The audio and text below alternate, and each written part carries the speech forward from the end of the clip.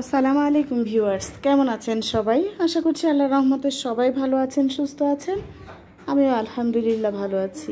আজকে আমি আপনাদের সাথে একেবারে সহজ উপায়ে চিকেন বিরিয়ানির রেসিপিটা শেয়ার করব। আশা করছি শেষ পর্যন্ত আমার সাথেই থাকবেন। প্রথমে আমি পেঁয়াজগুলো বেরেস্তা করে তুলে নিলাম। এখন এর ভিতরে মাংসটা রান্না করে নেব। দিয়ে দিচ্ছি পেঁয়াজ, রসুন আর জিরা বাটা।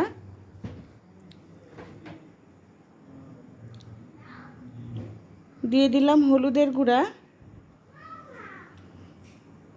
আর আজকে কিভাবে আমি বিরিয়ানি রান্না করছি, কেন মুরগির মাংস রান্না করতে গিয়ে বিরিয়ানি রান্না করে ফেললাম, সেটাও আপনাদের সাথে শেয়ার করব। আশা করছি শেষ পর্যন্ত আমার সাথেই থাকবেন।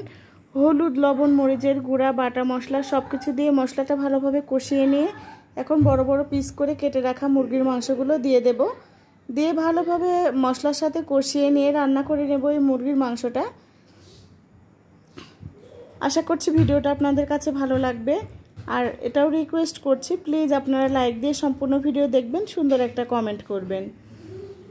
তো মুরগির মাংসটা আমার রান্না প্রায় শেষের দিকে। আর আগে থেকেই আমি পোলাও চাউলটা ধুয়ে পানি ছড়িয়ে রেখেছিলাম। দেখতেই পাচ্ছেন হচ্ছে পোলাও চাউলের ভেতর লবণ দেওয়া। তো কেন হচ্ছে সাদা পোলাও রান্না করতে গিয়ে বিরিয়ানি রান্না করলাম, সেটাও শেয়ার করব আপনাদের সাথে। দেখতে থাকেন, আশা করছি পুরো ভিডিও আপনাদের কাছে ভালো লাগবে।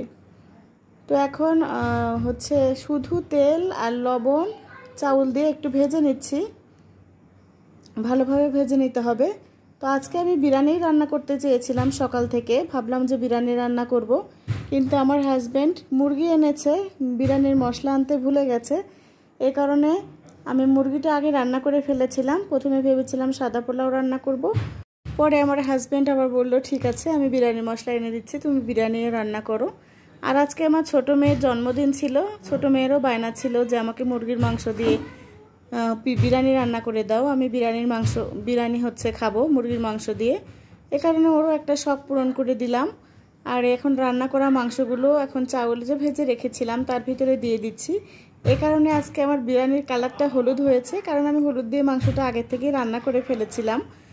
এখন মাংস দিয়ে দিলাম। আর এদিকে পানি ফুটিয়ে নিয়েছিলাম, ফুটন্ত গরম পানি। 1 কেজি চাউলের ভেতর 1 কেজি চাউল আমি যে পট দিয়ে মেপেছিলাম তার ডাবল পানি এখন এর ভিতরে দিয়ে দিলাম।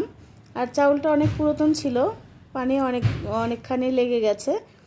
তো 10 মিনিটের মতো জাল করার পরে আমি হচ্ছে ভালোভাবে নেড়ে ঢেকে রেখেছিলাম। আলহামদুলিল্লাহ আমার বিরিয়ানিটা একেবারে ঝরঝরা হয়েছে। আপনাদের যদি ভালো লাগে আপনারা চাইলে এরকম করে বিরিয়ানি রান্না করতে পারেন। সাথে থাকার জন্য আপনাদের অনেক অনেক ধন্যবাদ।